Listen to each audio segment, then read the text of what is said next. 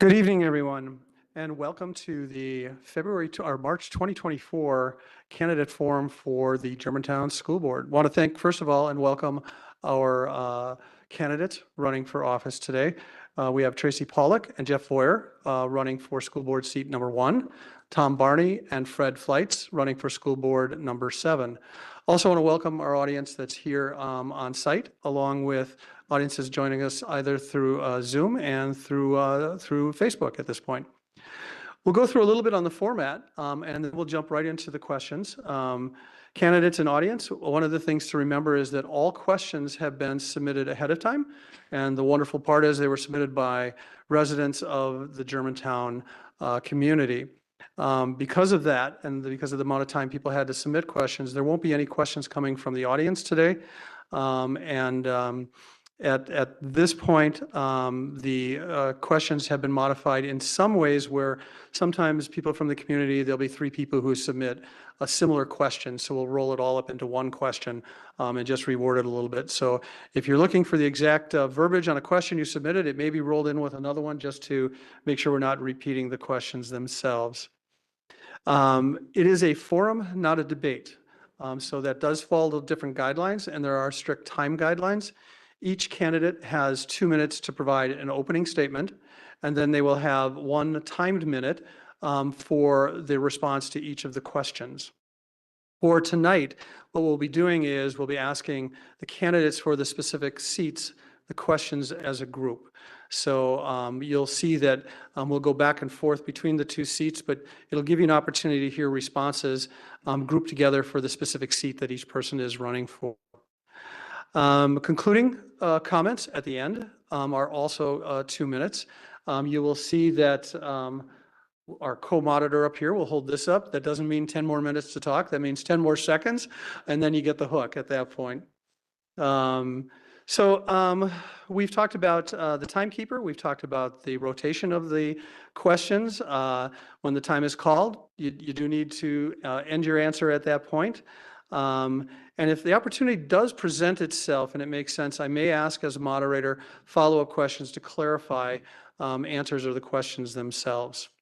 So we look forward to the session. And I also want to mention tomorrow evening at 6:30 in this room is an information session regarding the referendum that is on the ballot in Germantown. It's the public safety referendum, and I encourage people to attend that. It's an in-person. It's a chance to learn more about that referendum before you go to the vote. Any questions from our candidates before we start with the first question? Everybody looks ready? All right, sounds good. Well, Mr. Pollock, you're going to begin with the first question this evening. And, excuse me, pardon? Yes, let's go with opening statements. It's the first question. So let's start with opening statements, and you are up first, sir. Thank you. Good evening, everyone. Thank you to the Germantown Chamber of Commerce for hosting this event, the Village of Germantown for allowing the use of the Village Hall, and everyone in attendance here in person, joining us online, or watching after the event. My name is Tracy Pollock. I currently serve on the Germantown School Board, holding seat number 1. I'm chair of the Buildings and Grounds Committee. I'm also part of the Teaching and Learning, Personnel, Negotiations Committees as well, and I serve on the CISO 1 board. My family's lived in Germantown since 2006, and the primary reason why we moved here was because of the school district. We currently have 3 children in the district, 1 at the high school and 2 at the school. I've worked in the corporate training and adult learning space for more than 17 years. I've worked in the financial services industry my entire career. My priorities for the future include prioritization of the curriculum review process for math, reading, and writing. These 3 subjects build the foundation for a student to develop their critical thinking skills. I want to also ensure that the fiscally conservative approach that we've taken with regards to the district finances continues. I've voted for 3 consecutive balanced budgets. We've increased our fund balance to shore up and strengthen our financial position. Plus, also, I voted to restructure the referendum debt to allow the district to pay that debt off 3 years early, saving taxpayers thousands of dollars each. I want to build and formalize a strategic roadmap looking forward 5 to 7 years, whatever makes sense for us. And I want to continue to improve upon our school safety plan. The events of October 23rd last year showed us a couple of things: that we have a strong plan and our preparation is pretty solid, but that there's always opportunity and room for improvement. I look forward to sharing more information about my views with you this evening. Thank you, Mr. Pollack. Mr. Voyer, you are next on your opening comments. Good evening. Thank you to the Chamber for organizing this forum and to those of you who have joined us here tonight. My name is Jeff Voyer, and I am proud to say that I am running for seat 1 of the Germantown School Board. I'm a proud father of 2 young ladies, Olivia, who is 5 and soon to be attending kindergarten at MacArthur, and Sophia, who is 2 and following in her sister's footsteps. My children are the driving force behind my campaign. My wife Shelley and I have been married for going on 9 years, and our roots have been planted in Germantown for the past 6 years. I've been in contract, builder, and developmental appliance sales for the last 7 years. I have learned that to be successful, you need to step up when you see an issue, be a leader, be a voice, and work harder than your competition. I have ran my campaign on 3 main pillars: transparency to parents, maintaining our children's innocence, and not overburdening our taxpayers. I look forward to answering your questions, and even after today's forum, I will make time for all calls, emails, messages to answer other things we might have touched on today. Thank you. Mr. Voyer, thank you for your comments. Mr. Barney, you are up next on the opening statements. Thank you. Thank you for the Chamber for organizing this event and for the Village for hosting. My name is Tom Barney. My wife and I have been married for 22 years and we have 3 children. We moved to Germantown in 2006 because we desired a better learning environment for our students, and Germantown schools had a good reputation. That was a major factor in our decision. Our oldest graduated from GHS last year and entered the U.S. Air Force. We have another graduate from GHS this year, and our youngest is currently a freshman at the high school. I have a business administration degree from UW-Milwaukee and 25 years of experience in information technology. I was elected to the school board in 2012, and I currently hold the leadership role of board clerk and chairman of policy and insurance committees. Outside of the school board, I am president of Kiwanis of Germantown, where we give back $10,000 per year to student programming at many of the Germantown schools, including the Best Buddies program at the middle school, the Courtyard Greenhouse Project at the high school, and various PTA events at the elementary schools. I'm a graduate from Leadership Germantown and also part of Boy Scout Troop 271, where I'm a committee member and merit badge counselor. Priorities for the year: transparency. The community should have visibility to what is being taught in the classroom and the decisions being made by the leaders. School safety. The shooting that took place at Kennedy last October drives home the need for a continued focus on safety. Community partnerships must be expanded. I realize that college is the next step for many students, but not all of them. For those that are not going to college, we need to make sure they're prepared for a career. Parental rights. All opportunities must be explored so that parents have full access to what is being presented to our children. An increasing fund balance. Due to good fiscal management, the district's short-term borrowing has decreased from $17 million to only less than $4 million since 2020, saving tens of thousands of dollars in interest expense. That means more money that can be used for district operations. Thank you, Mr. Barney. Mr. Flights, your job to bring us up to close on the opening comments, okay? Thank you. Hello and welcome. My name is Dr. Fred Flights, and I'm running for Germantown School Board seat number 7. I am running for school board because I want Germantown students to have access to a best-in-class education. And sadly, our district has fallen behind its full potential. In my own life, both education and educators have had a profound impact on me. I would not be the person I am today, nor have been able to achieve the successes I have obtained without them. I want to pay it forward by investing my time, energy, and leadership to making sure our children have full access to a great education in Germantown. I'm lucky that exceptional education and experiences have brought me to where I am today. I grew up in Toledo, Ohio, where I experienced all kinds of educational environments: public school, Catholic school, and a Jesuit high school. I graduated from Miami University in 3.5 years and went to graduate school at Stanford University, where I was awarded a National Science Foundation predoctoral fellowship and completed my PhD in the field of synthetic organic chemistry. In my personal life, I've been married to my amazing wife for 27 years. We moved to Germantown with our two beautiful children in 2010. Both of our children graduated from Germantown High School and currently live in the area. While our children were growing up, I enjoyed volunteering as a coach for soccer, basketball, and Little League, as well as chaperoning numerous school field trips. Thank you. Mr. Fleitz, thank you very much. We'll move on to the question stage, and Mr. Pollock, you'll begin for us this evening. The first question this evening is, what trends in the field of education do you feel are the most important for the school district to be aware of and to pay attention to? Mr. Pollock? I think the idea of gamification, technology-related items like the blockchain and AI, those are kind of the trendy things right now. However, I tend to come back to more of soft skills training, like entrepreneurship, public speaking, leadership skills. I see this a little bit more in my professional life, but I think it's applicable to K through 12 as well. And that's to figure out how to facilitate learning, not just teach. Part of that is helping to get people, in this case, our students, to take ownership in their learning experience, especially as they get older and go to the middle school and into high school. I think the use of data to help guide us in our decisions is something that we always need to improve upon. So test scores and those type of things, so that we can see what kinds of things we need to adjust to help our students. Lastly, I think the role of the community can be greatly beneficial to our students, since they can get some real world experience. And honestly, sometimes that is the greatest teaching experience that or learning experience that they can have. Thanks. Thank you very much. Mr. Boyer, you will be next. And candidates, if you would like the questions repeated at any point, please feel free to ask that be done, okay? Mr. Boyer? I believe in the basics: reading, math, and science. In terms of trends, I believe in the return to phonics is something that I strongly support. I support it because it places reading at the highest level of importance, because reading impacts every other area of your ability to learn. I support project-based learning.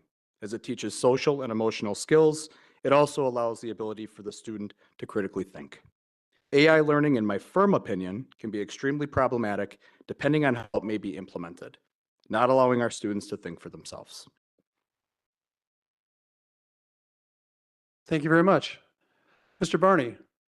Yes, the biggest trend we need to look at in education is that not as many kids are going to college, evident by Cardinal Stritch University and multiple UWM extension offices closing due to low enrollment. Any student not going to college will need to be ready for a career. After the referendum, the board and several local businesses invested in our tech areas, and because of that, we have world-class machinery that gives our students the skills they need to start employment right after graduation. However, that equipment alone doesn't get them ready. We need to continue expanding partnerships with local manufacturers, like the partnership we have with JW Speaker. We've actually had teachers spend a week at JW Speaker over the summer, gaining firsthand knowledge in the business world, so they know how to best prepare our students for the real world. These are exactly the types of partnerships we need to expand. Thank you, Mr. Barney. Dr. Fleitz? One of the quote-unquote trends in education currently is personalization. This used to be called differentiation. The concept is to tailor learning experiences to individual students. While this sounds appealing, especially given the significant achievement gaps currently in our district, when you talk to teachers, as I have, you learn that actually doing this on a daily basis when we have the large class sizes that we do is simply not practical. This is why teachers must have a voice in anything we do that affects their classrooms. Chasing trends is not how we get back to being a top 10 school district. Thank you. Thank you, Mr. Fleitz. Going on to our second question, for you to reference your own list, please. This is going to center around declining enrollment, a topic that a number of school districts face throughout the state. Mr. Voyer, you'll be addressing it first for us. And how would you address declining enrollment within the Germantown School District? Enrollments will always ebb and flow, and we need to stay on top of trends to determine if they are long-term, an ongoing trend, or more of a black swan event, such as the decline after COVID. To fill seats immediately, the board can, and recently, in the January Board of Education meeting, approved open enrollment seats. This is one of the few tools available to Dr. Reuter and the board. Currently, according to the Wisconsin Association of School Boards, 60% of all districts are experiencing declining enrollment. In such an environment, we need to emphasize our commitment to developing students and continued growth of a strong and cohesive district. After COVID, we can learn from what some of the private schools are doing that have attracted and have now retained students. We need to highlight programs such as the Education for Employment Plan that readies students for life beyond graduation and other programs that differentiate our strong schools. Thank you. Thank you, Mr. Boyer. Mr. Pollack, you are up. Thank you. I think we need to work with the Village of Germantown and other communities in doing smart planning of new housing developments. We have to be mindful of various amounts of space available within our schools, and I want to avoid redrawing school boundaries pretty much at any cost. But we need to continue to show that the programs that we offer are as good, if not better, than alternatives. We need to continue to show that our focus is on the priority is, as a district, is on those educational fundamentals, reading, writing, and math, and other important topics that round out a student's educational foundation and experience. I believe that we have a compelling story compared to the perception of what the general public school district narrative is, and we may have to examine how we tell our story. Ultimately, we also do have to take into consideration the fact that there's a changing landscape that seems to have occurred. People are waiting longer to get married. People are not having as many children or waiting to have children for a longer period of time. Thank you. Thank you, Mr. Pollack. Mr. Flight, you are next. Again, this is the question that relates to how would you address declining enrollments within the Germantown School District? The board needs to address the loss of students through open enrollment. Germantown loses more than 100 students per year who choose to go to another district. That makes us an outlier among our peer districts who are attracting more students than they lose. There needs to be a process by which information is gathered from the families leaving to find out why they no longer feel Germantown is the best place for their children. Thank you. Thank you, Mr. Flight. Mr. Barney, you are up next. Thank you. This isn't strictly a Germantown problem. I found one source that said the U.S. birth rate has been falling ever since the Great Recession, dropping almost 23% since 2007 to 2022. Knowing that, we need to compete for every student. Open enrollment is one tool that we have to deal with declining enrollment, but I don't think we should use it to dramatically increase enrollment. Instead, we should use it to stabilize enrollment in years where we experience a dip.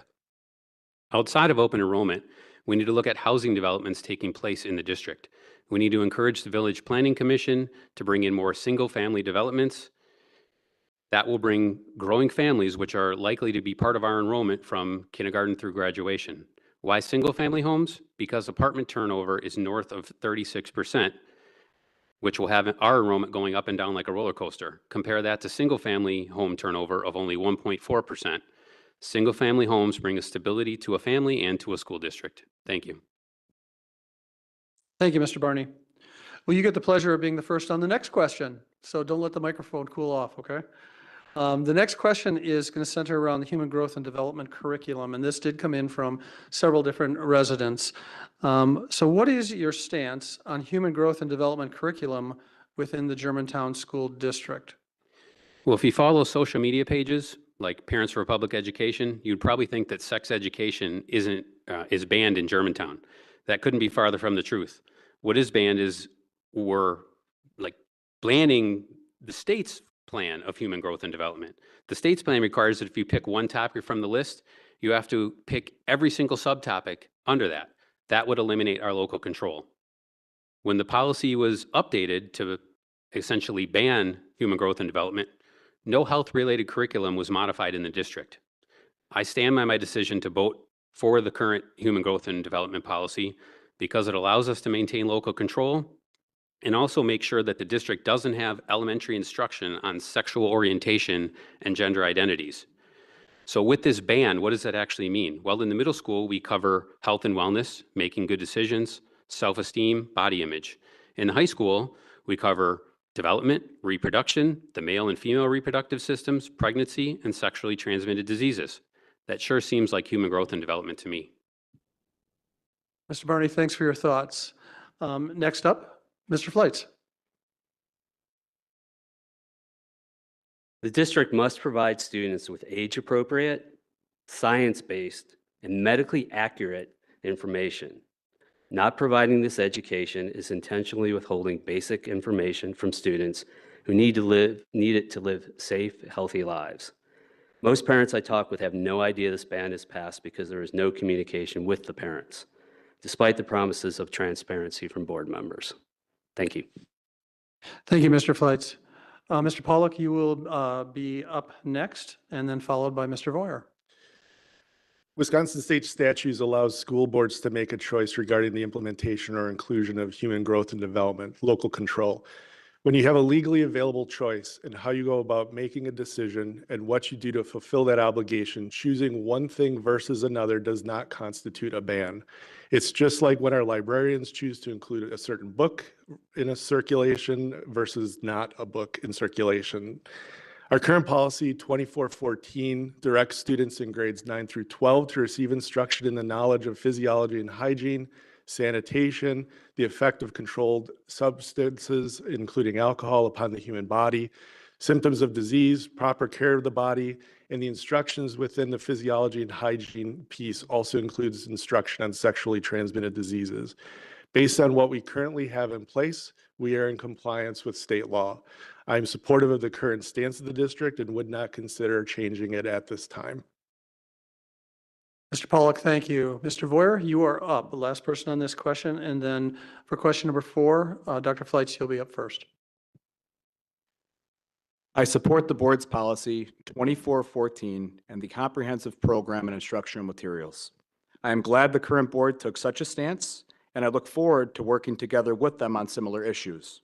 I believe much of the narrative comes from the language added that classroom instruction by school personnel or third parties on sexual orientation or gender identity may not occur in K4 through grade 5 or in a manner that is not age appropriate or developmentally appropriate for students in accordance with Wisconsin state standards.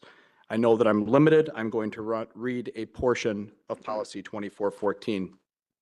The board directs students shall receive age-appropriate personal health instruction that does not violate or enact Wisconsin State Statute 118.019. Curriculum and personal health shall be reviewed by the Teaching and Learning Committee to ensure compliance. Thank you, Mr. Voyer. The next question is going to stay in the health arena, and student mental health is certainly a nationwide conversation at this point in time and has been for some time. What do you believe is the role of the school district regarding student mental health? And as mentioned, Dr. Fleitz, you'll be first on this question.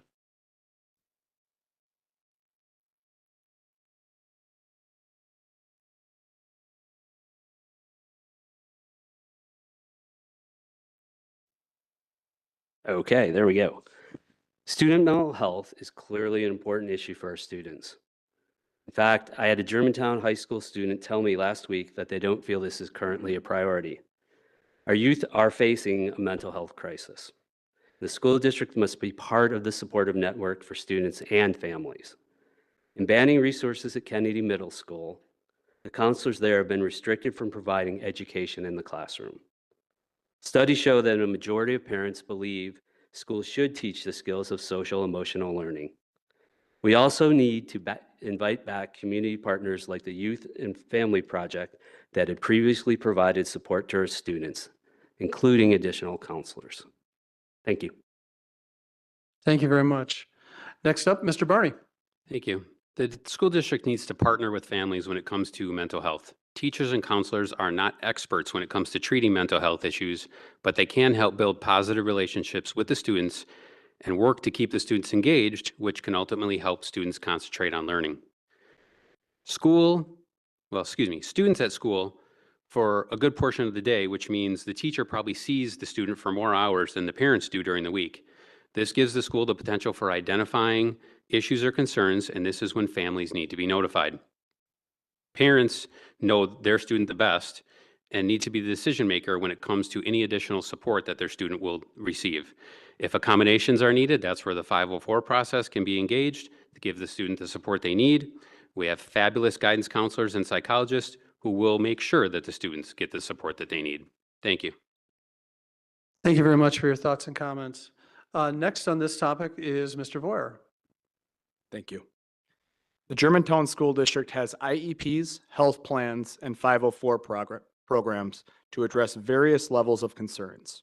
We have exceptionally well-trained staff and counselors. I believe the Germantown School District is fortunate enough to have a school psychologist on staff at each and every one of our elementary school locations. The district's responsibility to students is to develop an environment for which students can learn in the classroom, and our programs help each student achieve this goal.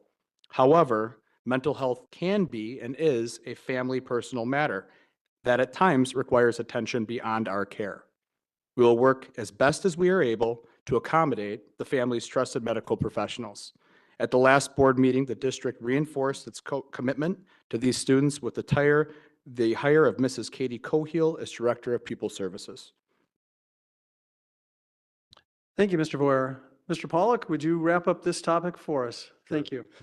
While students are in our buildings, we have an obligation to pay attention to the signs of mental health problems, and depending on exactly what's going on, try to take the right course of action to address the situation. However, I believe we cannot be relied upon as the primary caregiver for mental health care. I feel strongly we need to be proactive, though, and when we feel that there is a mental health situation that we suspect or know about, parents have the absolute right to know about what we may be seeing happening with their students at school. And as difficult as these various situations may be, we must partner with parents and the students to assist in helping to get the necessary support in place. Thank you much. And we're going to stick with you to begin the next question, Mr. Pollock. And this is the question that wraps around success within the school district. And this did come in from more than one individual as well. So how would you measure success within and for the school district of Germantown? There are three stakeholders to keep in mind when it comes to success. It's our students, it's our parents, and our taxpayers. So from the student perspective, we need positive momentum when it comes to reading and math proficiency scores and other school and education related items, going back to leveraging that data to be able to make sure we do the proper thing to move forward. We need to achieve our goals and hit our metrics with regards to college and career readiness for those students graduating from our high school.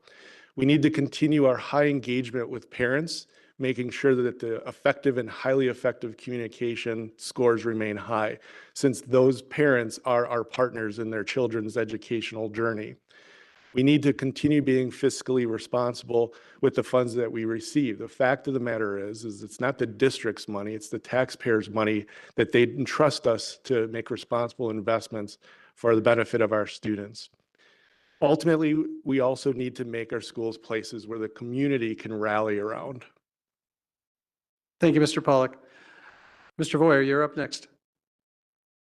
When I measure success, I look to the students who are leaving the Germantown School District with the tools to prosper, analyze information, and critically think. These students are leaving with career readiness for whatever their next step in life is, be it college, tech school, the military, or straight into the workforce. The Germantown School District is in great financial strength through a very balanced and thorough budget to our taxpayers. Thank you. Thank you, Mr. Barney. Seat number 7, you are up. Thank you. There are a lot of different aspects to look at with this question. Start with community support. Our PTAs across the district raise and donate tens of thousands of dollars to make their schools in this district more successful. When it comes to the families, we have parents that are really engaged. A lot of parents are PTA members, and they can be as engaged as they want to be, and they have that right. But from a school perspective, you can look at things like graduation percentage, the rating on the state report card, national rankings in the newspaper, ACT and AP scores, even athletic success. But none of those are the real measuring stick. Sure, they all play a part, but the real measure for success from the schools is to make sure that at graduation, the district has prepared every student for either college or a career, and that they've also prepared them for life. Thank you, Mr. Barney. Mr. Fleitz, also running for school board seat number 7. Thank you. When I moved here in 2010, Germantown was a top 10 school district. Today, we are in the 30s. Too often, the community only sees favorable data points that highlight the successes without an honest examination of the whole picture. As a district, we must provide transparent visibility into benchmark data compared to our peer school districts, staff survey results, parent survey results, and student survey results. The school board must create a comprehensive strategic plan that will enable Germantown to become a top 10 school district once again. Thank you. Thank you, Dr. Fleitz. The next question for the group is wrapped around teacher involvement, and Mr. Voyer, you'll begin this set of questions for us, okay? The question is stated as, what level of teacher involvement do you believe should exist in the decision-making process around classroom and curriculum resources? So both classroom and curriculum resources. If you could start us off, Mr. Voyer. Thank you. Teachers are one of our greatest resources.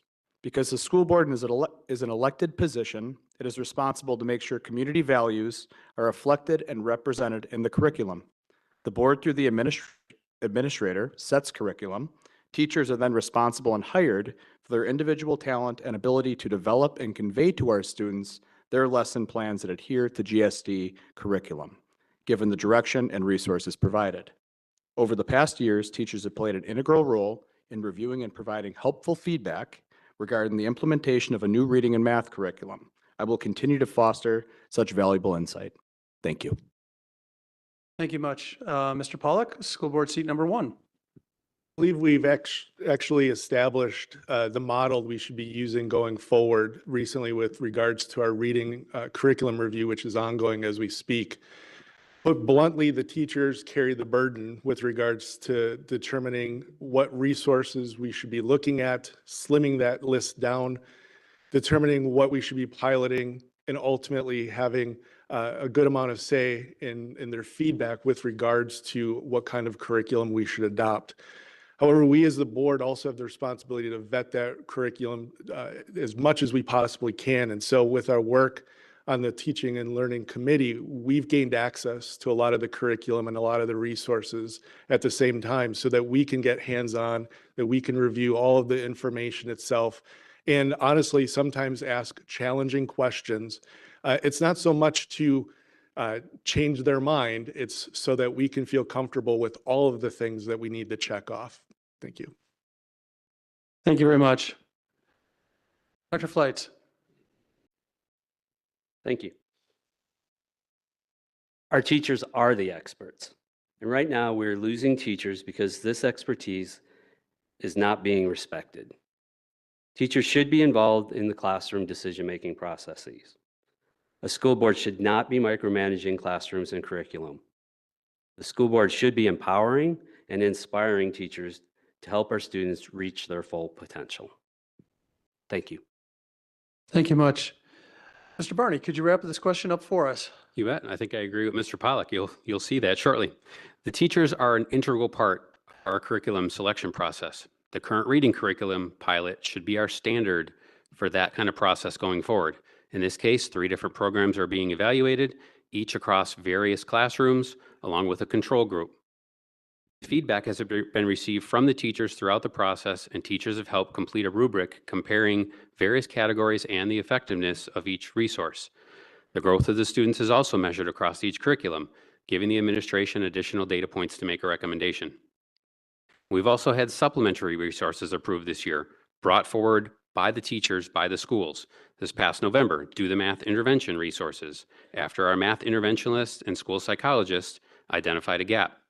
Then just this past month, the board approved Discover Education across all grades. This isn't something the board brought forward.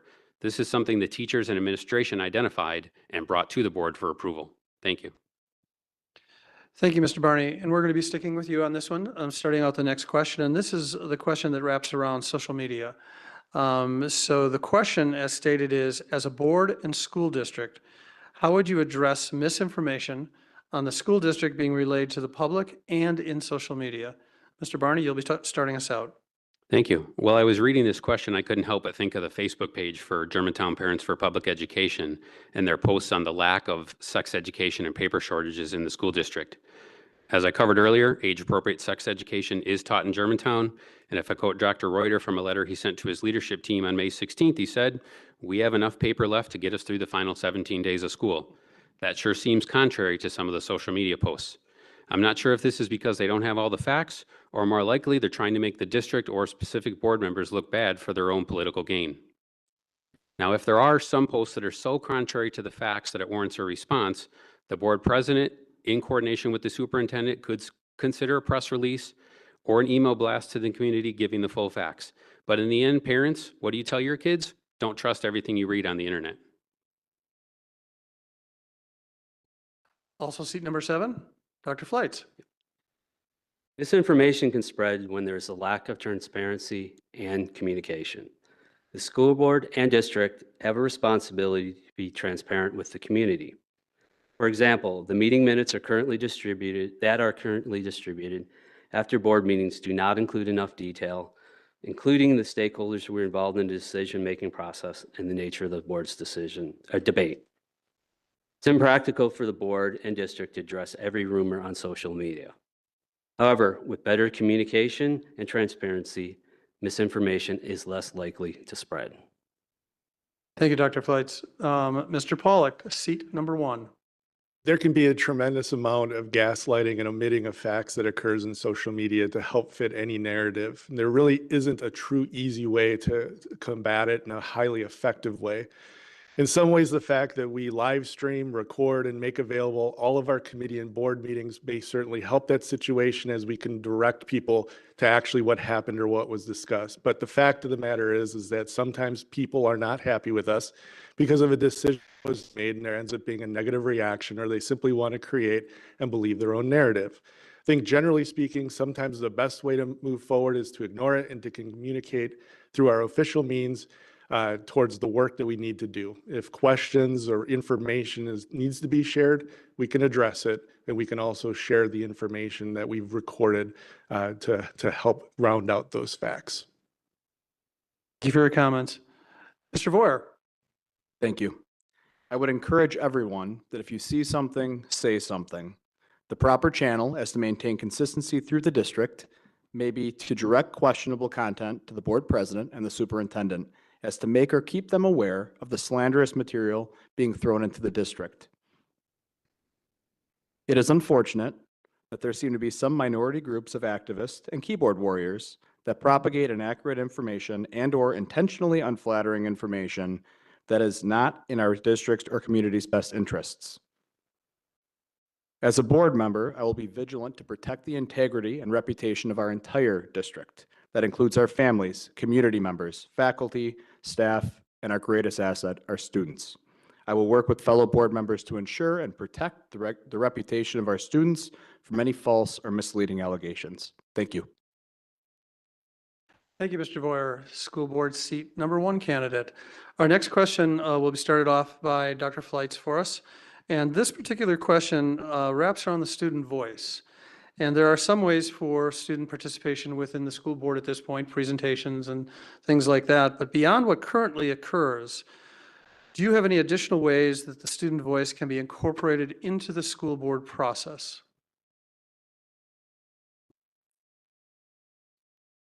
In the past few years, we've seen many students speak at board meetings, only to have their concerns ignored.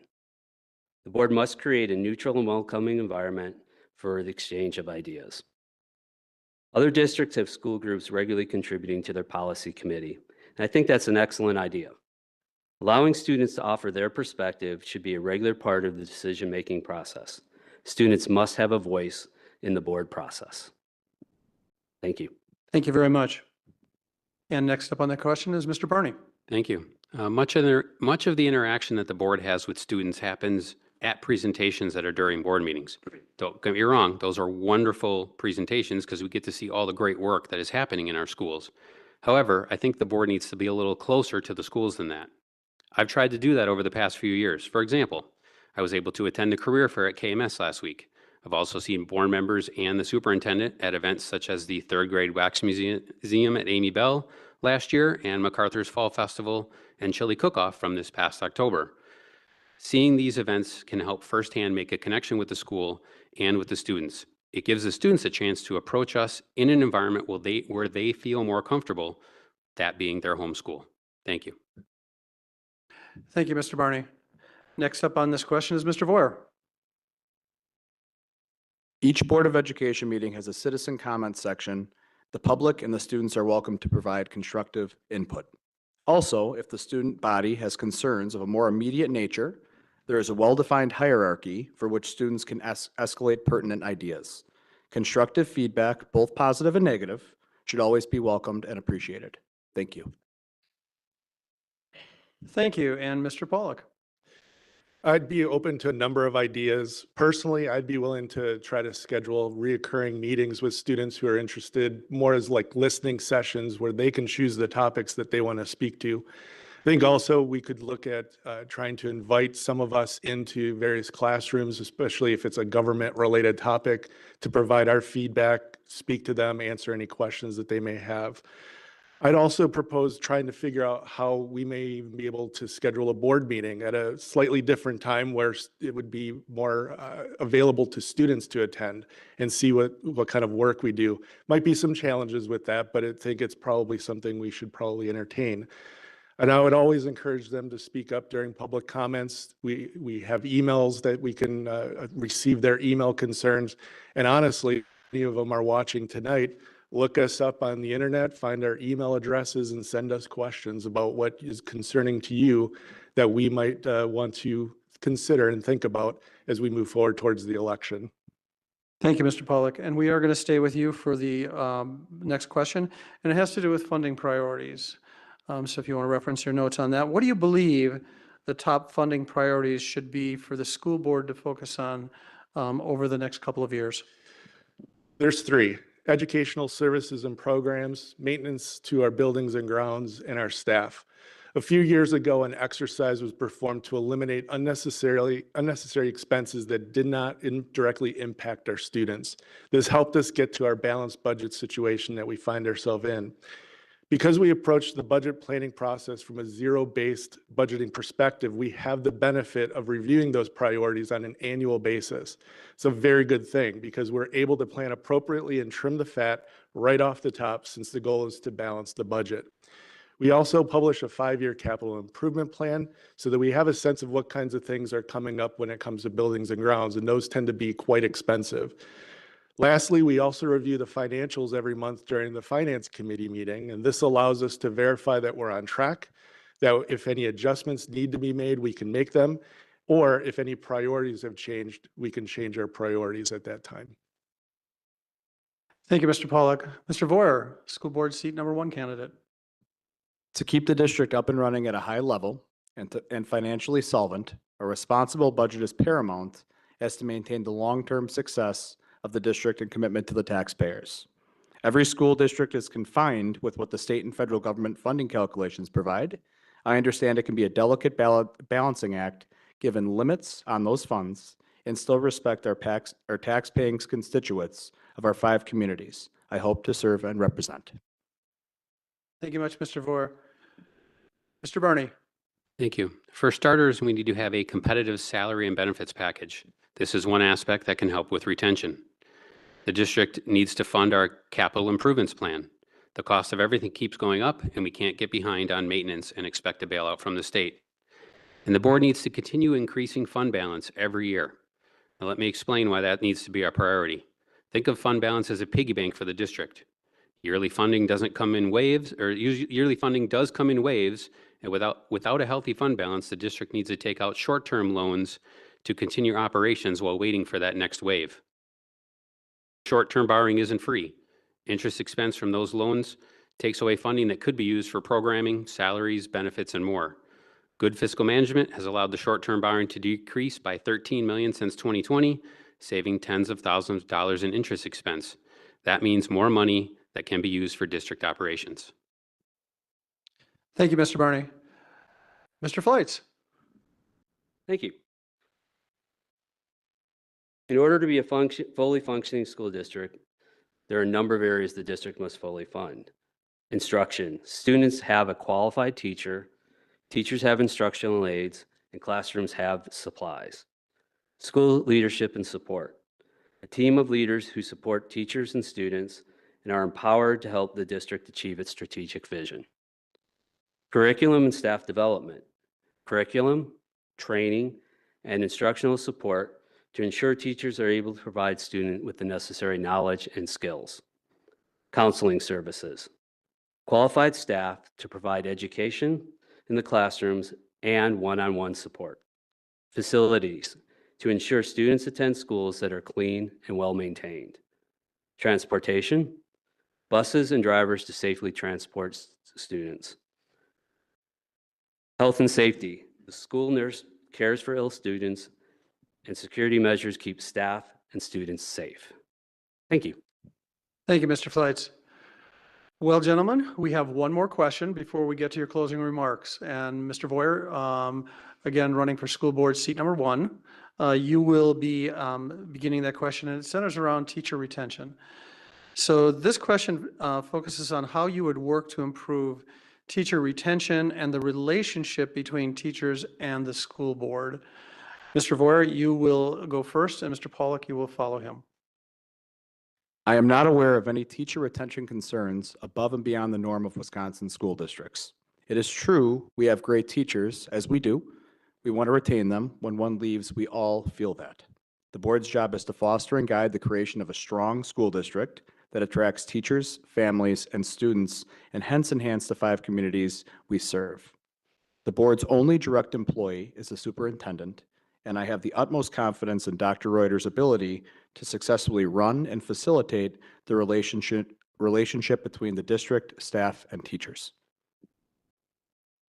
Thank you, Mr. Voyer. Mr. Pollock, school board seat number 1 incumbent.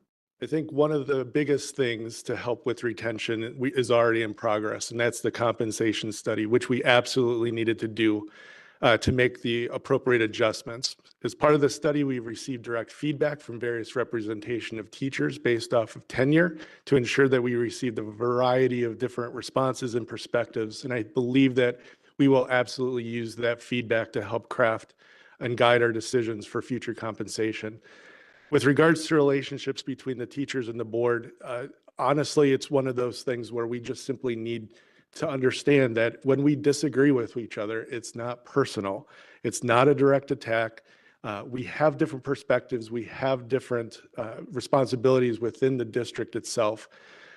Ultimately, it's simply they need to send us feedback and accept the feedback that we provide them. Thank you. Thank you, Mr. Pollock. Mr. Fleitz, you are next on this question. Thank you. The district has lost more than 30 teachers since the start of 2023, and more have reported they are considering leaving at the end of the school year. The biggest gap that currently exists between the board and teachers is a relationship built on trust and respect.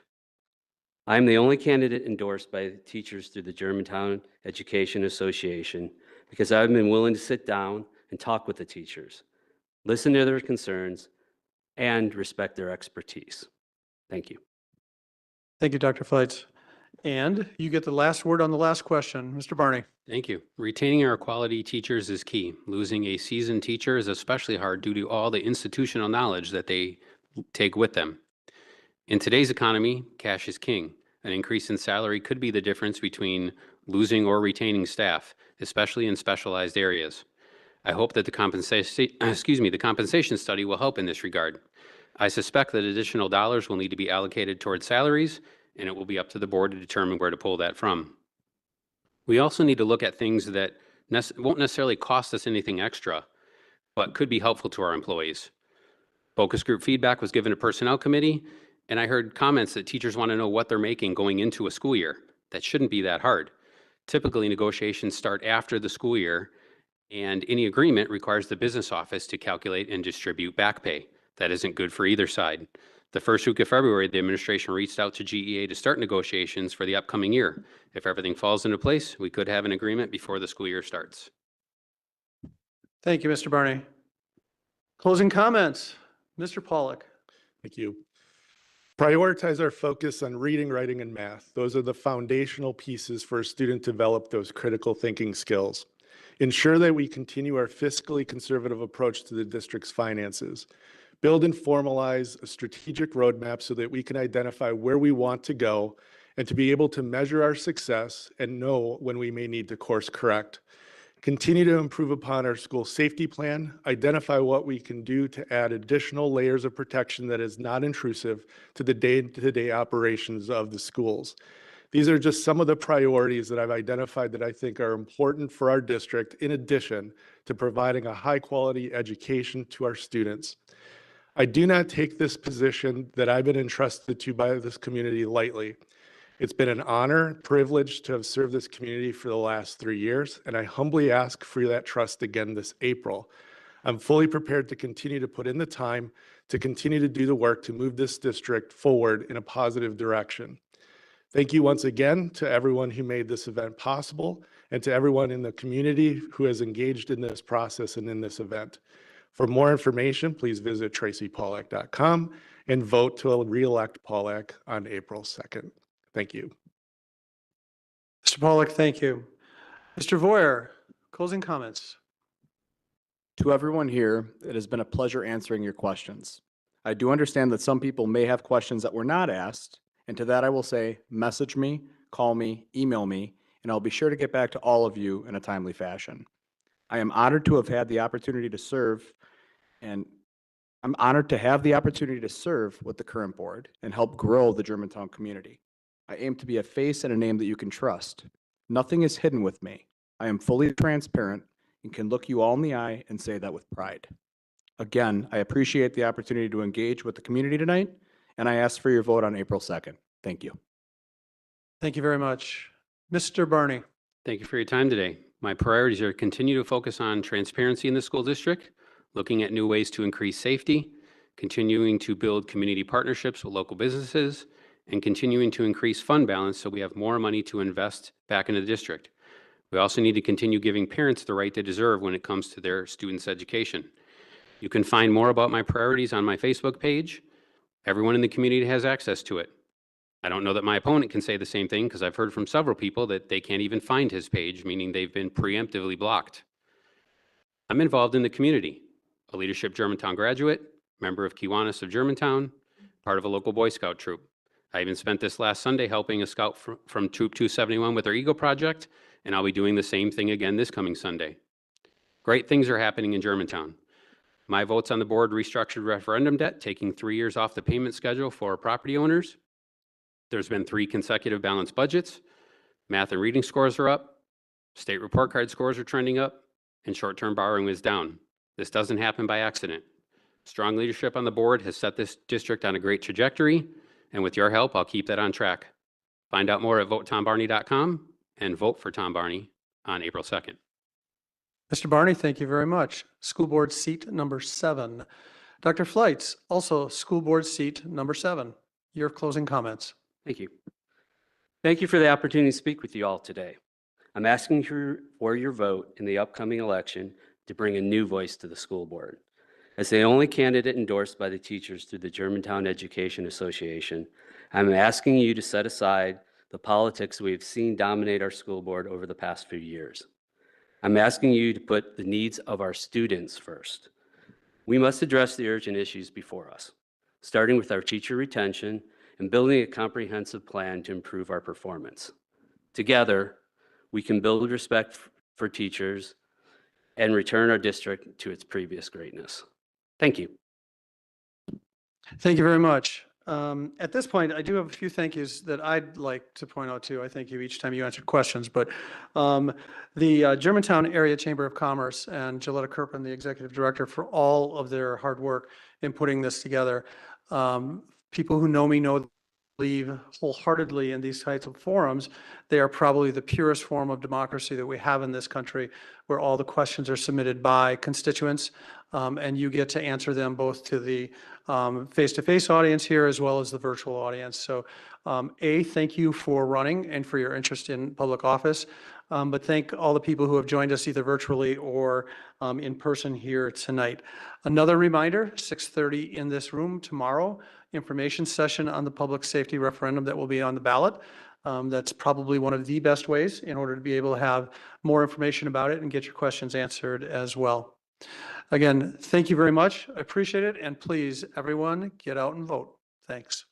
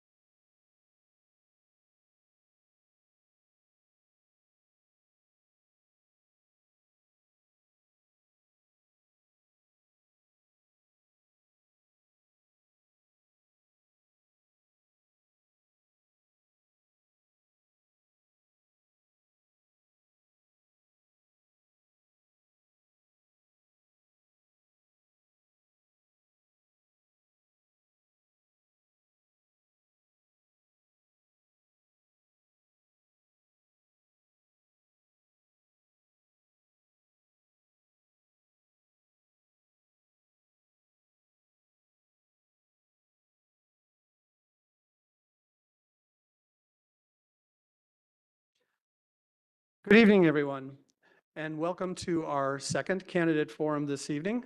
This position is related to the Village Board Trustees, and we are pleased to have both the incumbent Jan Miller for District 4 and running for District 4 is Jason Sikora this evening.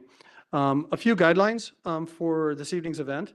All of the questions have been submitted ahead of time by community members, and we have perused those, and where there are several questions that were very close to the same, we put them into one question so you don't have to answer a similar question 3 times in a row. So we will not be taking questions from the audience, and we ask that everyone be respectful of that in both the audience as well as the candidates. Each candidate will be allowed a 2-minute opening statement. Most of the questions will allow only a 1-minute response. There are 2 questions, and I've reviewed this with both candidates, that we're allowing a 2-minute response. And then the closing statement is also up to 2 minutes in length. The general public is both here in person. We are also out on Facebook Live this evening, as well as a Zoom streaming. There is a timekeeper for the amount of time that each candidate has to answer. And at a 10-second mark, Gilletta will hold up a 10-second card. I jokingly said that the chairs go through the floor if you keep talking after those 10 seconds, but we do ask you to close your comments at that point. One of the things to be aware of for tomorrow evening is in this very room, there is an informational session on the public safety referendum.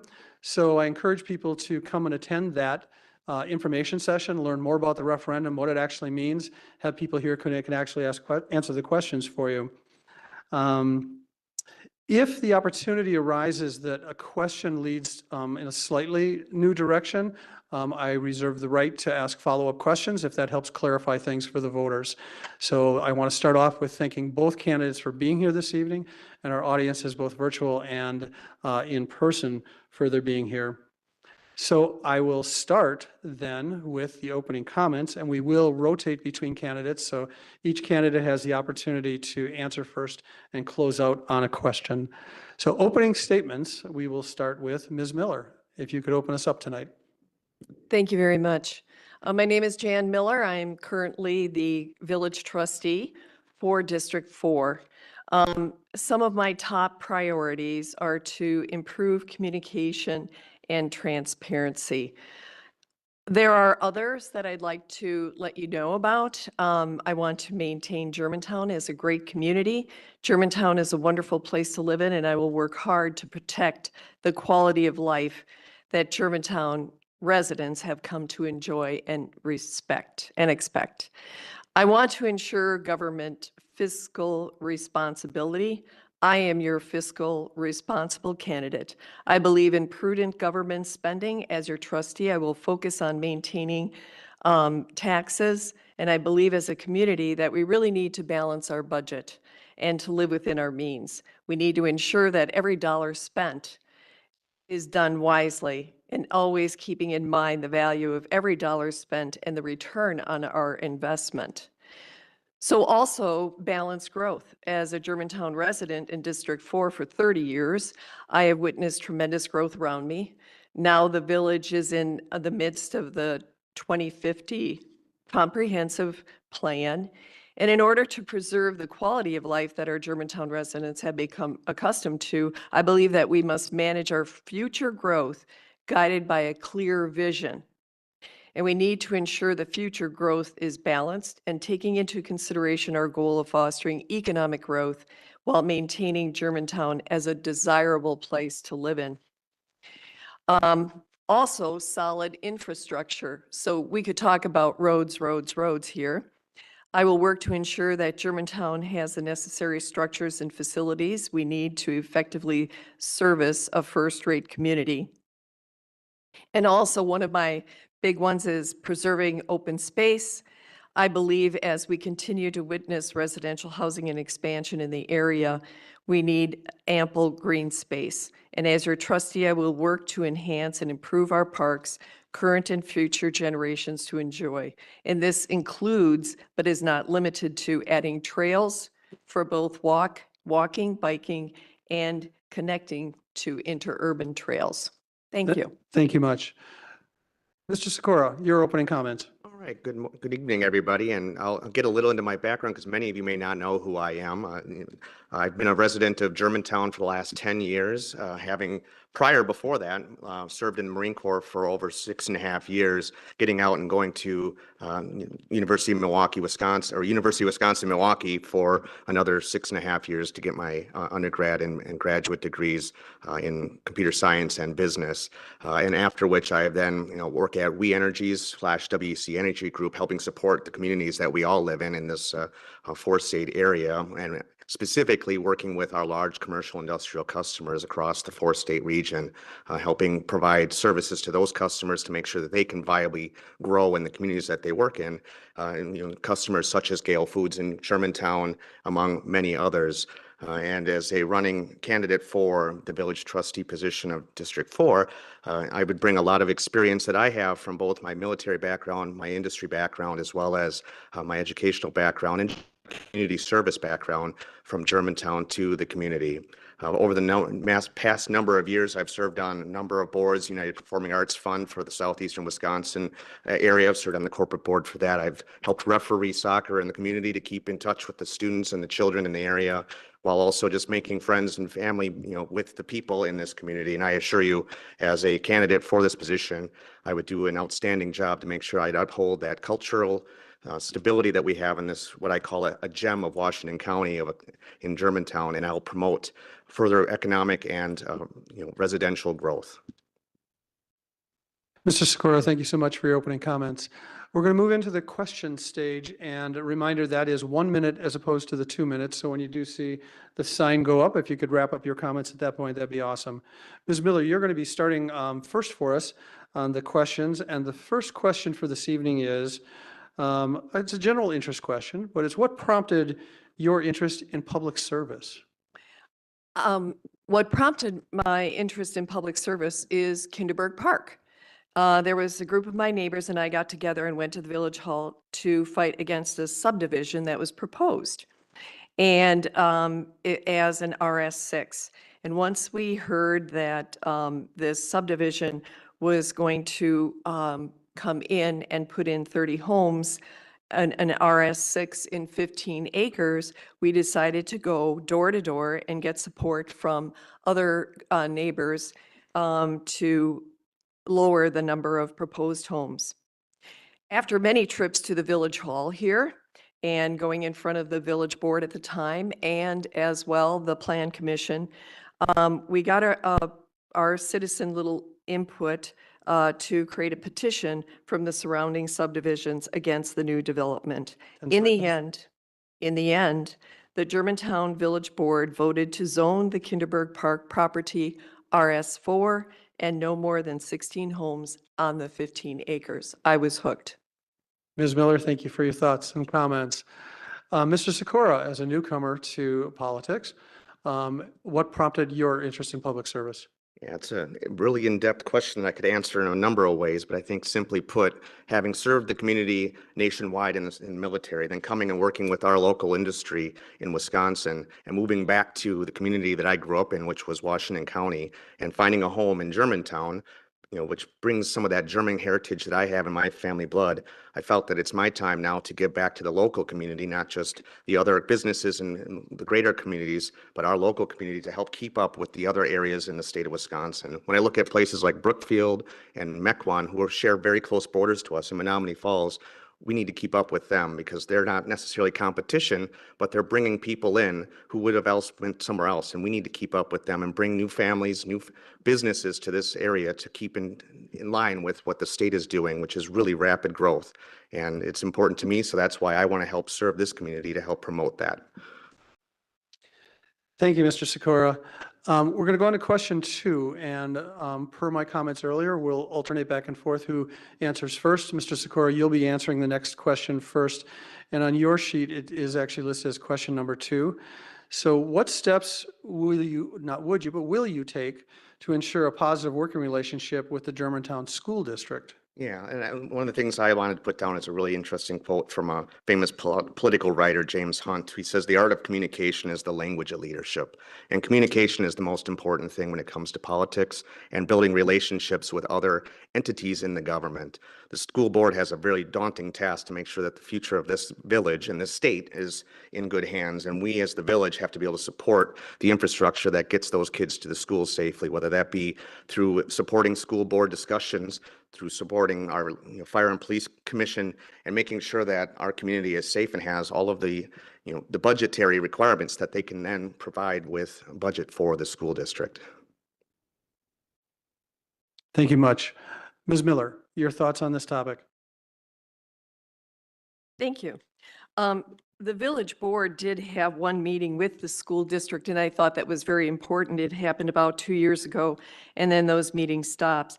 I believe that the school board should be involved in the decision-making process because the school district receives the highest percentage of taxes of the 4 taxing authorities. The school district gets just under 55%.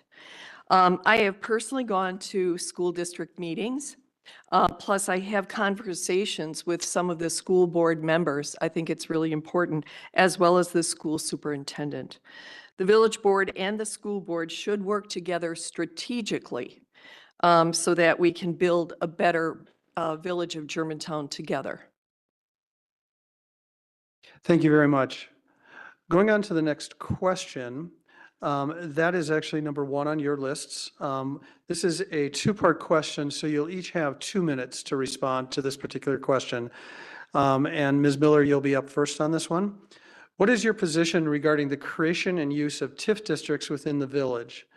In addition to TIF districts, what other economic development tools would you propose Germantown use to grow its tax base?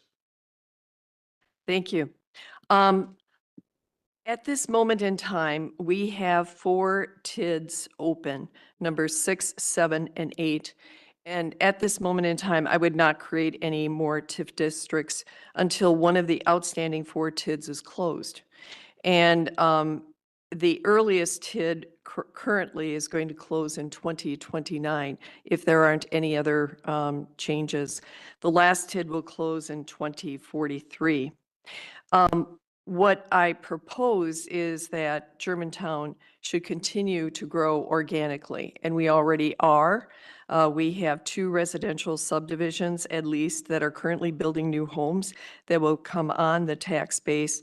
In addition, there are 2 new industrial buildings being built out by I-41 that are going up on Holy Hill and Highway 41 that are not in TID districts, and they will be tax revenue in the next couple of years. So I believe that with those entities coming on the tax base, we should be able to bridge well. Thank you for your thoughts and comments. Mr. Sikora, a 2-part question, so I'm going to read it again. What is your position regarding the creation and use of TIF districts, TIDs, within the village? In addition to TIF districts, what other economic development tool would you propose Germantown use to grow its tax base?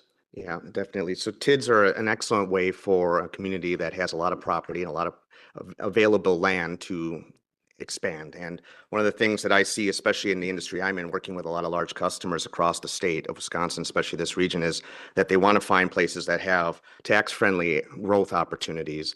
And through TIDs is a great opportunity to bring in a company or a business or a residential development to a village that would have never had that before. And over time, that organically will then bring more tax revenue because you're becoming more attractive through the creation of that space, so to speak. And when we look at other tools that can help promote that, and I have this in one of my other answers, so I'll probably spare you from hearing it again, is, what the Milwaukee 7 is a great economic development organization, and we are partners at our company with them, and I know a lot of the board members there who have brought a lot of great businesses and development opportunities across the southeastern part of the state, and that is a tool that I think could be leveraged both in combination with TIFs as well as with the village to help bring in some of those large companies that want to bring in great jobs, technology, different things. Look at Mount Pleasant, look at some of the places like that where they're not bringing in heavy industry, but they're bringing in really intelligent business, and that helps promote people to come there and live there. And that's just an easy way to leverage a state program that allows us to utilize tax revenue in a development opportunity that can then, in time, come back to help support the village. Thank you very much for your thoughts and comments. Mr. Sikora, we're going to stick with you for the next question. For both you and Ms. Miller, it is number 3 on the question list. And it asks you to address your current engagement in the community. So do you currently attend Germantown events, or do you volunteer in the community? As a trustee, what are the benefits of community involvement, and how would you participate? And I'm also going to say and encourage that type of engagement in the future. Yeah, So we'll start with you, absolutely. sir. One of my favorite pastimes is just to sit at a table with a group of good friends and have a beer and have a conversation, whether it be at a local establishment or at MyFest or at Dinesville, any of these events that happen throughout the year, and including our parades. Those are excellent opportunities to not only network and engage with people, but also create that community and that culture. I look back at my family from Germany and all the trips we take there and see very similar things there, and we base ourselves around a lot of culture in Germantown, but we don't always live up to it. So how do we get there? We'll encourage people to attend these events, make them attractive, make them family friendly, and then the people who are on the board also be involved. It's a great opportunity to network with the people that you are helping represent. So it's really important to me. And beyond that, like I said before, having refereed soccer for many years, I think, I'm not going for the school board here, but I can at least help with the youth of this area to ensure that they have the support they need for sports and recreation. Mr. Sikora, thank you for your thoughts. Ms. Miller, could you talk to us and address your engagement in the community? Yes, of course. I am a frequent community volunteer. All through my career, I have volunteered. It's part of my makeup, and I will continue to do it. So just as an example, in the last 3 years as village trustee, I volunteered at the following events: MyFest, 4th of July, Taste of Germantown, Breakfast with Santa, that was wonderful, Christmas Parade, the library had a Halloween event, and Oktoberfest honorary ceremony. I am also a graduate of Leadership Germantown class of 2022. And if you don't know about Leadership Germantown, their mission statement is to support and grow our community leaders so that we can find ways to give back to the community. So it benefits not only the community, but it benefits you. And I really believe that that's a program that I would like to bring forward to the village board staff, just like we do at the village. Thank you very much. Ms. Miller, we're going to stay with you for the answer to the next question first, and then we'll move on to Mr. Sikora. It is number 4 on your question list, and it asks you to identify what the 3 biggest challenges facing the village of Germantown are. And Ms. Miller first, and then Mr. Sikora will move on to you on that same question. I believe that one of the biggest challenges right now is engaging residents. We need to have district neighborhood meetings to plan the future of Germantown. The Plan Commission promised that we'd have them, and we haven't had any as yet. And that was about 2 years ago. So I think we need to do that in order to work on the phases of the 2050 comprehensive plan. Also, big on my list is a collaboration with the school district to continue to talk and communicate and create strategic meetings that I believe we probably need, about quarterly meetings about the TID activity. And then finally, really get into this 2050 comprehensive plan. The strategic plan, there are at least 8 points of it that need to be worked on, and I think we need to complete that. Thank you very much, Ms. Miller. Mr. Sikora. Yes, so I have them, we'll just go right in order, and I'll keep it straight to the point on the first one because we have another a question on this a little bit later, but I really feel that the police and fire funding is an important challenge that the village needs to overcome, especially as we talk about economic expansion, which leads me into the next portion of, which is expansion and keeping up, like I said before, about with the Mequons and the Brookfields and Menominee Falls of the communities, to keep up with them and make sure that we're keeping a distant future of economic growth and residential growth, which then indirectly then leads into a need for more police and fire funding. And as we've talked, heard prior to this session, the school board has an important role in maintaining that as well with the school system. And then just ultimately maintaining an identity of culture, community, and history, understanding where the village came from, where our ancestry came from, and also where can we, create that culture that makes Germantown a unique area to live. Thank you very much for your thoughts and comments, Mr. Sikora. The next question is a three-part question. Ladies and gentlemen, it's number 5 on your list. And the 3 parts to it are, what should the village's role be in promoting commercial development? Second part, what should the village's role be in promoting retail development? And the third part is, what should the village's role be in promoting housing development? So we'll allow up to 2.5 minutes for the response on it because of the significance of the 3 questions in there. And Mr. Sikora, you'll start for us. Yeah, as I alluded to earlier when we discussed the TIDs in the area, when we look at economic growth, it starts with a fundamental piece of, are there enough jobs for people, attractive jobs, things that people want to live in this community and actually sustain a family in, and not maybe have to travel to downtown Milwaukee or to the southern part of the state or out west. So what do we have to do to get to that? Well, attract good business in this area. And that's, again, the use of TIDs. And as I mentioned before, using like the Milwaukee 7 economic development teams to help us bring in those businesses that help. And the village has a critical portion of that in their agenda, or should be in the agenda, to ensure that we're pushing for those businesses to come here and maintain that attractiveness. When we look at retail, we've kind of had an up and down thanks to COVID, but now that we've gotten out of COVID and we look at some of these vacant strip malls and stuff that a lot of villages are struggling with, how do we make those attractive for businesses to come in? Well, you have a good community of people who want to stay in their community, shop in their community, eat in their community. That's all things that we can help promote through a lot of our community activities, whether it be parades and stuff, and encouraging businesses to get involved. Then also ensuring that these businesses have ample, tax funds in terms of what the village can do to help promote business growth. And a lot of it comes down to the next part, which is having residential space available for individuals who want to move to a community that has all the things that they would like to have. Again, eating and activities, gyms, things like that. It's a shame to see things close up even in today's time when we have a little bit stronger economy when it comes to small business, but encouraging those small businesses to come here and grow here. Those are really important things to me on all 3 accounts, and I think the village has an important role in advocating for that growth. Mr. Sikora, thank you. And I remind people that Mr. Sikora and Ms. Miller are both running for District 4 as you look at your ballots this year. That question that Mr. Sikora just answered now moves on to Ms. Miller. Thank you.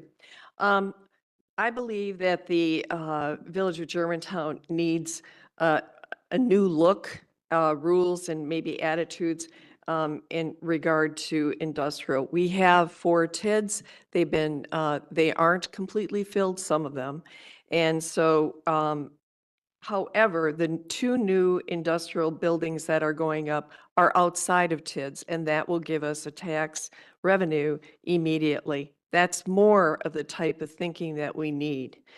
We have land, we have an excellent location right off of I-41, and we are open for business. We do have more land available. What should the village roles be in promoting the retail? I believe that Germantown now needs to fill the full-time economic development specialist position that we had in the community development area. We need opportunities to be really reviewed on a regular basis, validated, and someone to manage the process. We need thoughtful growth. And I want to fill the empty retail stores and revitalize them and have them grow successfully. And as far as the housing development, we have 2 larger subdivisions that are growing exponentially. And but we don't have a clear vision of what the village of Germantown should look like in every district. And it goes back to the 2050 plan. I think we need to decide what the village is going to look like and then grow it out responsibly. Thank you very much. The next question, and it is number 6 on your list for the candidates, is actually a follow-up to the previous one and asks you to expand a little bit more on the third portion of that. And that is, what is your understanding of next generation housing as Washington County is defining it as a whole, meaning as a whole county? And do you see need for it in Germantown and why? On this one, Ms. Miller, you'll start us off. Thank you. I personally attended one of the Next Generation meetings in West Bend, and that was back last year on 4/13/23. At that time, the Next Generation Housing was targeting $320,000 and $420,000 single-family homes. In their brochure, they had 5 municipalities that were interested in it, Germantown being one. And at this time, I believe, if I read correctly, that the only municipality that's currently building next generation housing is Jackson. The Village of Jackson actually owns the land that they're building this on, and they found a couple of developers that were willing to build according to the next generation housing specifications. So that is going up. There are many solutions to workforce housing, such as corporations using their own vans to pick up multiple employees in the morning and take them home at night. This is not a new concept. The Chicago area has been doing this for decades.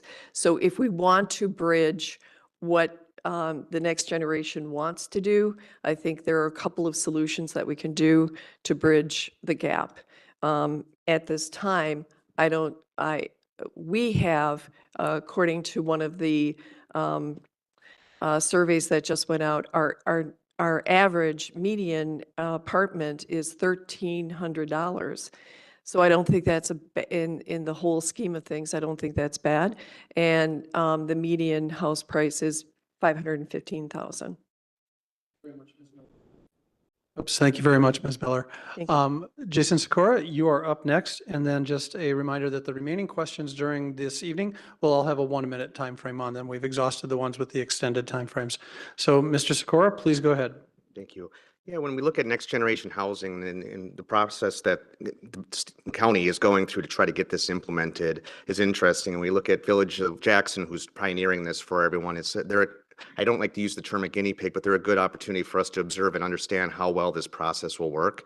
And I think from a village standpoint in Germantown, when we look at the overall dollars that these houses are going for and the process it takes to get this implemented, that I don't see a lot of value at this time for the village to seek out this this actual program. However, I would like to see how Jackson kind of plays this out, because they're a community of a different growth stature. They're a little bit further away from the city of Milwaukee.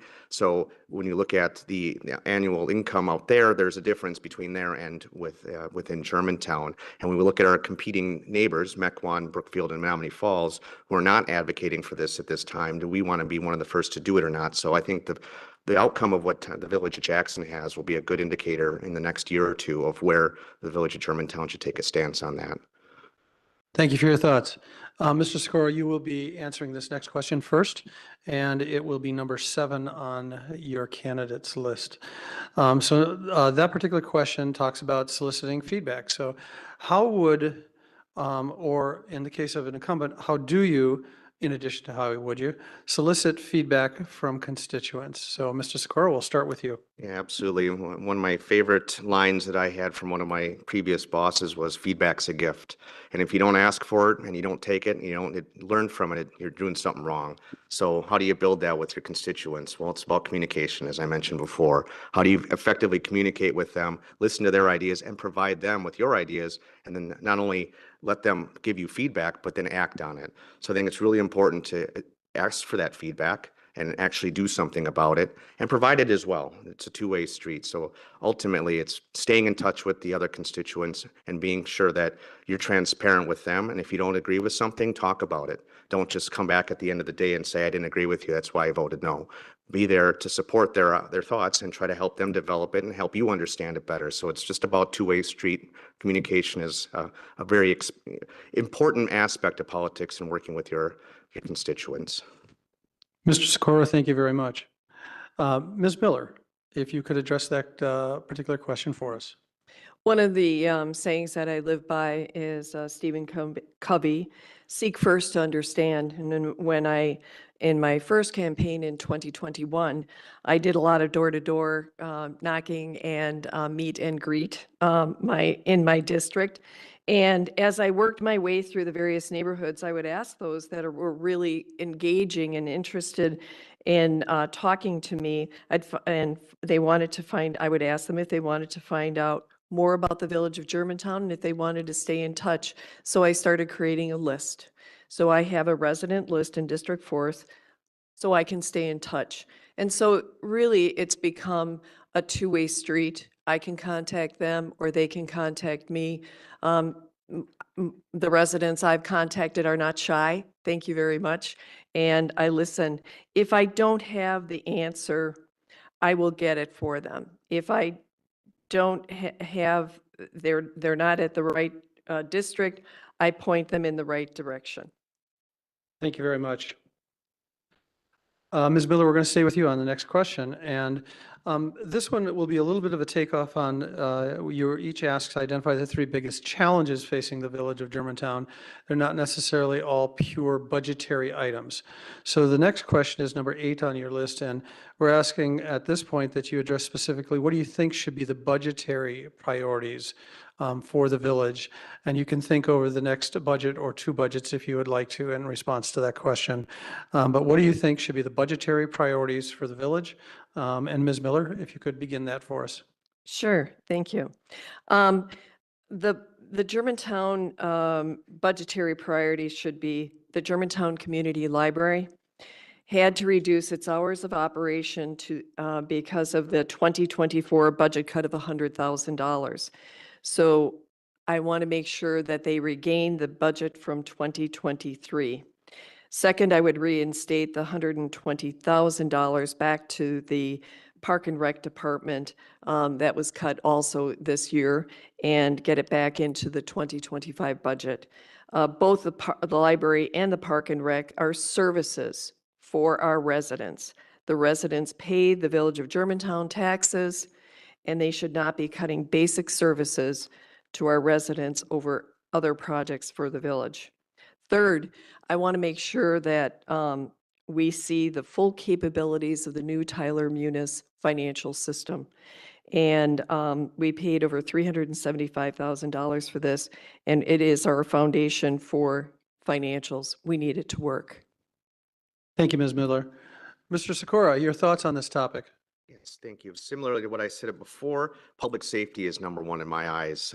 Coming from a public service background in the military, safety is number one. In the company I work for, safety is number one. What we saw last year at the shooting in the school, safety is number one. I think that is hands down the most important thing that we have in this community. And without it, we don't have a future. And if we're looking for, which is next on my list here, economic development, to bring in people to a community that they haven't really read into and saw that there's a safe environment to live in, why would they want to come there with their business?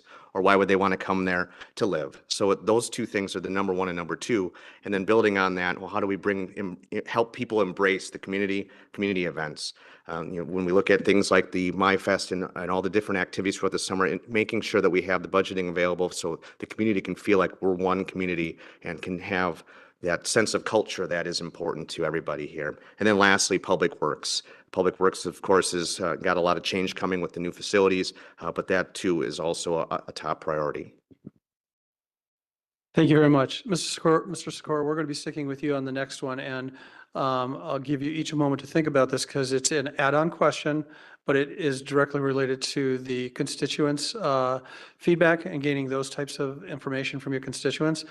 What does transparency and accountability mean to you, both as a constituent and as a potential village trustee? So if you could address your thoughts on what does transparency and accountability mean to you? Yeah, leading from the top down. When I look at like my role at WC Energy Group, I have a pretty big team that reports to me in 2 different states. And one thing that I give myself credit to is I'm very transparent and I lead from the top down. I lead by example and I listen to what everyone has to say if they don't agree with something. So it's really important that they know, the constituents know that they can come back and say, I have a question for you and I'm going to give you an honest answer back that I can, at least to the best of my ability, or at least something that I can provide that will satisfy them, and then open the door for them to ask more questions, because it's really important to hear what they have to say about that. So again, transparency comes from leading from the top down and making sure that you're listening and advocating for feedback. Thank you very much. And thanks for tolerating a question off the cuff, but it does tie directly back into a number of your other comments. Ms. Miller, your thoughts on what does transparency and accountability mean to you? Thank you. Transparency, as I stated in my opening statement, is one of the most important things that we should be continually working on. Communication and transparency, not only in the village, on the village board level, the president, village staff, everyone in this village community, in this building needs to be on the same page. And we need strong leaders, and we need to be always walking the talk. So the transparency starts in reporting, in working with our residents, working with some of the departments. We need to understand why things are priced this way, what's the cost, what is the return on investment for anything that's bought or purchased, you know, within the village. So I think it is number one. Thank you very much. Appreciate your flexibility on the question as well. The next question has to do, this is probably another public service announcement for the public, or for the public safety referendum and the informational session that's going to be tomorrow evening. But I'd like to read that referendum. And it states, under state law, the increase in the levy of the Village of Germantown for the tax to be imposed for the next fiscal year, 2025, is limited to 2.97%, which results in a levy of $16,212,166. It's amazing how it sounds like an interesting number when you just put commas after things, right? Shall the Village of Germantown be allowed to exceed this limit and increase the levy for the next fiscal year and on an ongoing basis for the purpose of hiring 4 new police officers and 10 new firefighter paramedics by a total of 8.941%? I want to preface this with, and we've made sure we check this, Ms. Miller is not allowed to comment publicly on the referendum as she is currently in office, so that's not possible. But I'll start with you, and if there's anything you want to add to that you are able to discuss this evening, and then we'll go to Mr. Sikora. I would like to say that I did serve on the Public Safety Committee, and one of the things that was accomplished for the 2024 budget were 2 police officers and 4 firefighter paramedics, I think. That in and of itself was scraping all of the budgets and coming up with enough money to get a couple of paramedics and police officers for this year. So that is what I can tell you that we accomplished. Thank you, Ms. Miller. Appreciate it. Mr. Sikora, would you like to tackle this question? Yeah, I'll keep it brief out of respect that Ms. Miller can't answer on this. I'll take this similar stance and I'll just provide a little bit of my thoughts on it. The dollars that are going into this referendum are peanuts when we look at what it's going into. It's going into public safety.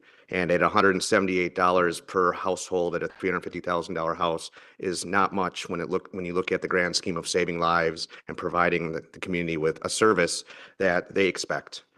And I'll leave it at that. Thank you very much.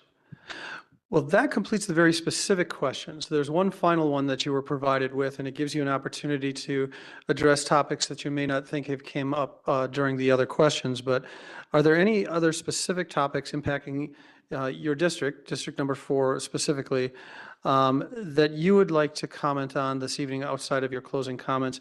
And Ms. Miller, you would be first on that. That is number 11 in your list. Thank you. In District 4, of course, everybody talks to me about roads. Did you know this road had potholes? Always willing to listen, and there is a whole list of roads that will be addressed this year and going forward for a 5-year program. And we do need the neighborhood meetings for all of the districts for the 2050 comprehensive plan, because the mission statement for the 2050 comprehensive plan is the Village of Germantown is responsive to our citizens and businesses, embracing our heritage while working together to provide quality services in a fiscally responsible manner that will enhance the quality of our life. And this has become my mission too. But there are two other topics that have come up in the District 4, and that is residential tree program, and we need to include the citizens in that new committee that they're starting. And then also, we had citizens in District 4 put a petition together, and everybody, over 73 people signed it for a stop sign. And I think we need to listen to our residents. If they want a stop sign, let's listen. Thank you very much. Mr. Sikora? Yeah, so one of the things, having lived in District 4 for over 10 years now, I know that there's not as much engagement as I would like to see in terms of what the local government has. And I would like to just create some more engagement with the local areas, whether it be through door-to-door or just in general discussions with the community in District 4 to help people who don't feel engaged or haven't had a voice have a voice. Things like in front of our house, we have no sidewalk, and it's a huge hazard of people almost getting killed by cars because we have no sidewalk for 2 blocks. How do we address something like that? Is it being addressed? Is it something that the village is taking on? And I know there's discussions with Public Works and things like that, but helping transparency with the community and engaging with them, like I've mentioned before, is important. And I, as a District 4 resident, don't always feel as engaged, and I know some of my neighbors don't as well with what's going on. So helping build that transparency is important in District 4. Mr. Sikora, thank you. Well, we are at the point where there's closing statements. Ms. Miller, we'll look for yours first, and then obviously we go to Mr. Sikora, but closing statements, Ms. Miller. Thank you. Well, I believe I just got started. After 3 years, I want to continue to assist my constituents with their concerns to make Germantown a better place to live, work, and play. It is rewarding for me to make progress within the community. It's an opportunity to shape the future. The residents collectively in this village of Germantown I will listen, bring forth their concerns and ideas from them. And I'm honored and proud to be representing District 4. I will always give you 110% of my efforts. I am looking forward to serving the community for the next 3 years. Thank you for your continued support. I want to thank all of my neighbors that have always listened and helped me as I listen to them and try to help them. Thank you so much. Ms. Miller, thank you very much. Mr. Sikora, your closing comments. Yeah, I just want to thank everyone again for being here and for allowing this opportunity to have a conversation with the public on these important topics.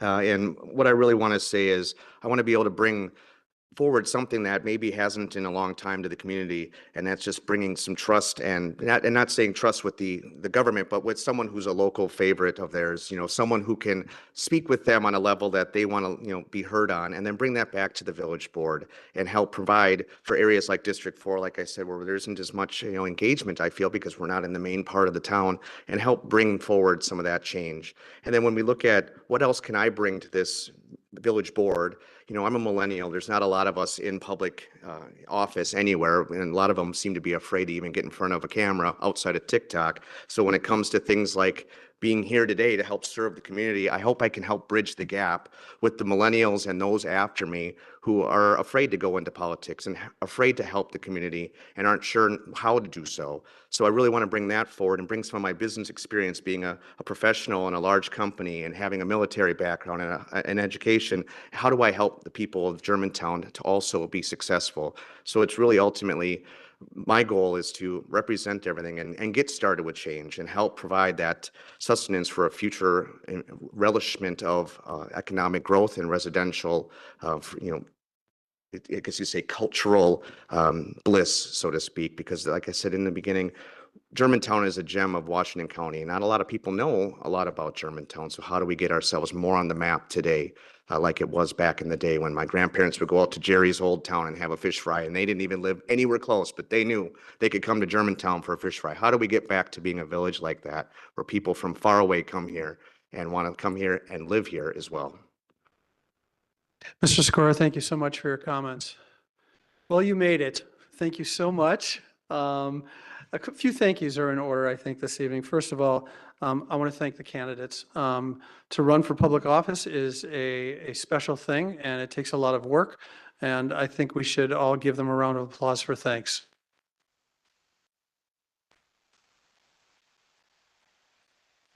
Secondly, I want to thank Germantown Chamber of Commerce and Gilletta Kirpin, the executive director. It's a lot of work to put these together. There's a lot of contacts needed to be made, a lot of setup to take place, and I get to do the easy part. So thank you, Gilletta, and thank the chamber.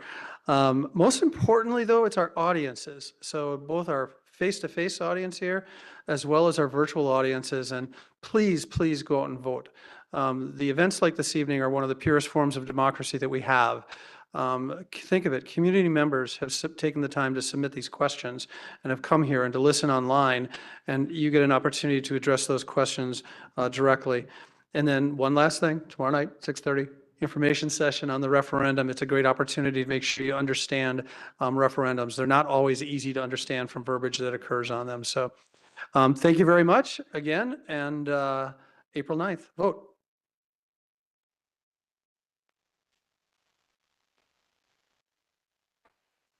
April 2nd, excuse me. I was 1 week off.